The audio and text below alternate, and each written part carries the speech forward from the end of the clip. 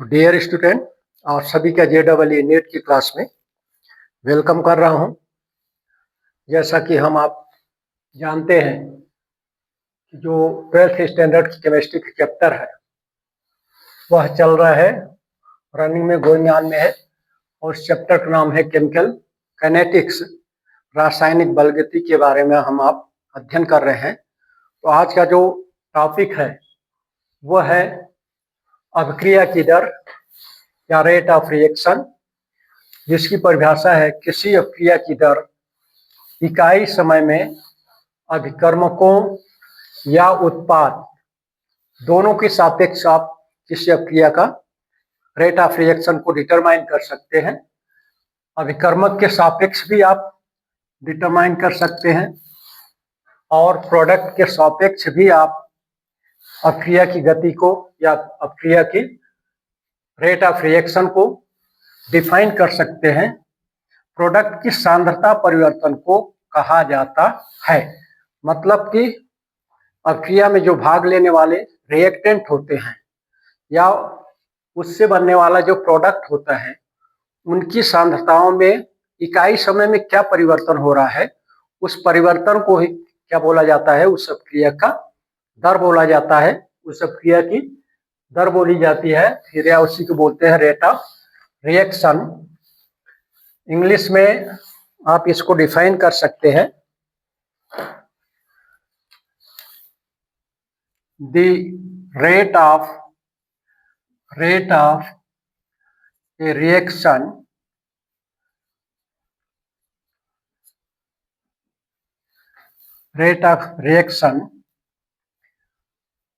as change in concentration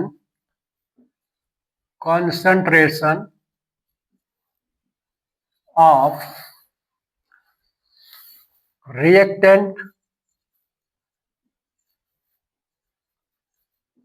reactants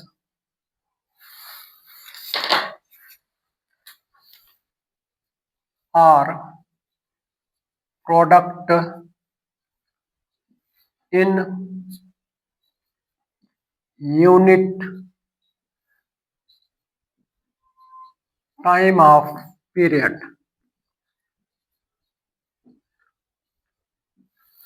This is the definition of rate of reaction in English version.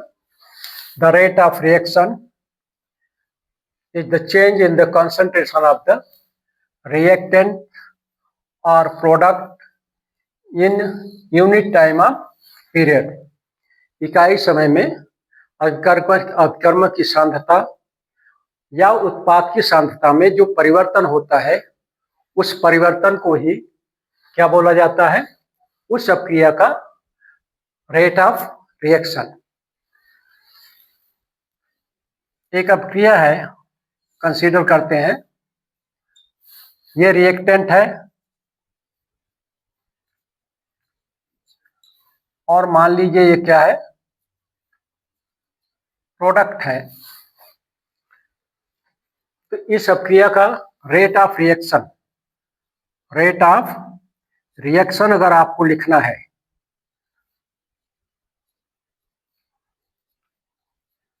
जिसको particularly small r से represent किया जाता है,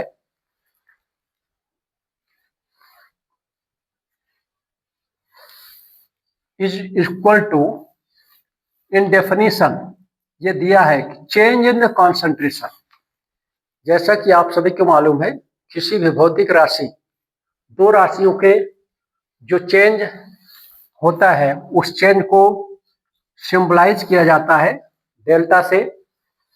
तो delta big bracket किसी भी रिएक्टेंट या प्रोडक्ट के सांद्रता को बिग ब्रैकेट में लिखा जाता है। तो मान लीजिए इस अभिक्रिया में भाग लेने वाला जो रिएक्टेंट है वो O और वही उसकी सांद्रता भी है A divided by delta T,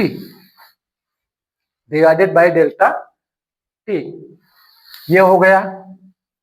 ये क्या हो गया, रिएक्शन में भाग लेने वाले रिएक्टेंट के सापेक्ष इस अपक्रिया का दर हो गया।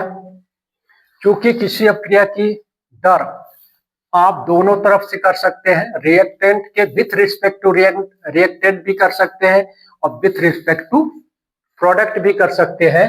अगर प्रोडक्ट के रिस्पेक्ट में करते हैं तो ये हो जाएगा डेल्टा बिग ब्रैकेट बी अपान का डेल्टा टी।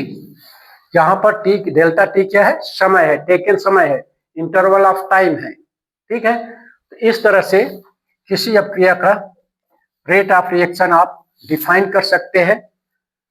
जब आप विद रिस्पेक्ट टू रिएक्टेंट किसी रिएक्शन को, अपक्रिया की दर को डिफाइन करते हैं तो उस दर के सामने क्या लगा देते हैं? माइनस।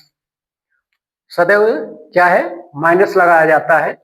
उसकी मीनिंग मैं आपको बाद में एग्जाम्पल के थ्रू समझा दूंगा। यहां पर मैं आपको इतना ही डिफाइन कर दे रहा हूं कि minus sign does not denote, और ऐसा इसको minus sign only denote decreasing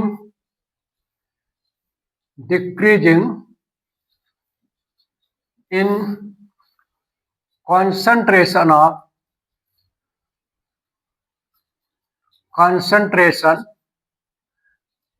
of reactant।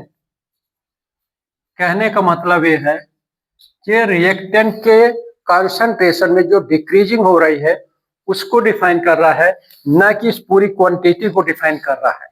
इस पूरी क्वांटिटी को नहीं डिफाइन कर रहा, बट ये जो माइनस साइन यूज किया गया है वो उतने ही डिफाइन कर रहा है कि कंसंट्रेशन समय के साथ अभिकर्मक के कंसंट्रेशन में क्या हो रहा है? डिक्रीजिंग हो रही है, कमी हो रही है। उस कमी को डिफाइन करने के लिए यहाँ पर माइनस साइन यूज किया जाता है। क्योंकि जैसे जैसे रिएक्शन प्रोसीड होती है तो रिएक्टेंट का पोर्शन टूट टूट के किस में बदलता है? प्रोडक्ट में बदलते जाता है, जिसके कारण किसके कंसंट्रेशन में कमी आती है और प्रोडक्ट के कंसंट्रेशन में क्या होता है? समय के साथ वृद्धि होती है। तो वृद्धि को हमेशा पॉजिटिव साइन से इंडिकेट करते हैं और जो डिक्रीजिंग होती है उसको नेगेटिव साइन से साइन किया जाता है, डिनोट किया जाता है। तो यहाँ पर जो माइनस साइन इसके सामने लगा है विथ रिस्पेक्ट टू रिएक्टेंट, जो रेट ऑफ रिएक्शन है वो इतनी ही है, इतने ही डिफाइन करता है, उसी को डिफाइन करता है।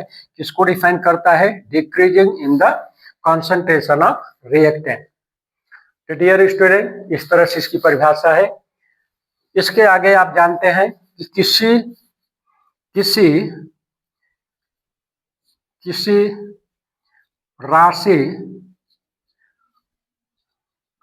राशि के परिवर्तन को किस तरह से करते हैं? परिवर्तन को यहाँ पर A2 माइनस A1 से भी डिफाइन कर सकते हैं, क्योंकि यहाँ पर डेल्टा लगा है, डेल्टा सिंबल परिवर्तन को निर्दिष्ट करता है। कहने का मतलब जो ये बिग ब्रैकेट में A है सिंगल, ये दो सांद्रताओं का अंतर है। कि इसी तरह से प्रोडक्ट के केस में क्या कर सकते हैं? B2 माइनस B1 कर सकते हैं। तो इसको आप इस तरह से भी लिख सकते हैं कि rate of reaction equal to हो जाएगा A2 minus A1 big bracket upon का time of interval delta T को लिख सकते हैं T2 minus T1 is equal to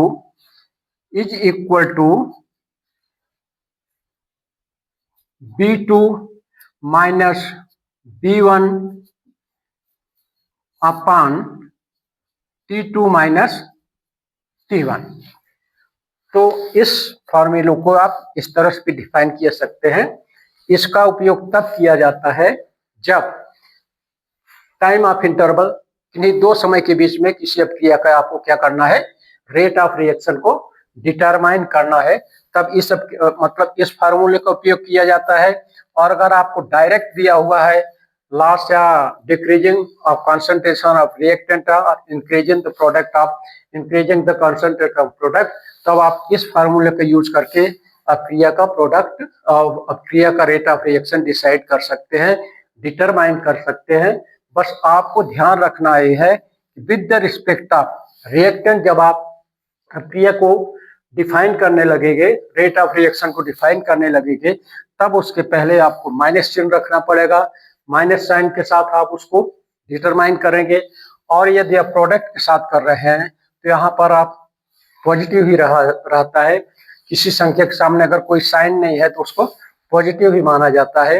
इस तरह से उसको डिटरमाइन कर लेते हैं। और यदि आपके पास दो टाइम है, दो समय में क्रिया के कंसंट्रेशन दिए हैं, प्रोडक्ट के कंसंट्रेशन दिए हैं, रिएक्टेंट के कंसंट्रेशन है, तब with the help of this formula you can determine the rate of reaction. Dear student, इस तरह से रेट ऑफ रिएक्शन को डिफाइन किया जाता है या फिर डिटरमाइन किया जाता है। नेक्स्ट वीडियो में मैं आप सभी को इस रेट ऑफ रिएक्शन को न्यूमेरिकल के साथ क्या करूंगा, वेरीफाई करूंगा कि कैसे यहाँ पर माइनस साइन लगाया जाता है, क्यों लगाया जाता है। नेक्स्ट वीडियो में आपको मैं इंटरेक्ट करूंगा with the help of example. Thank you.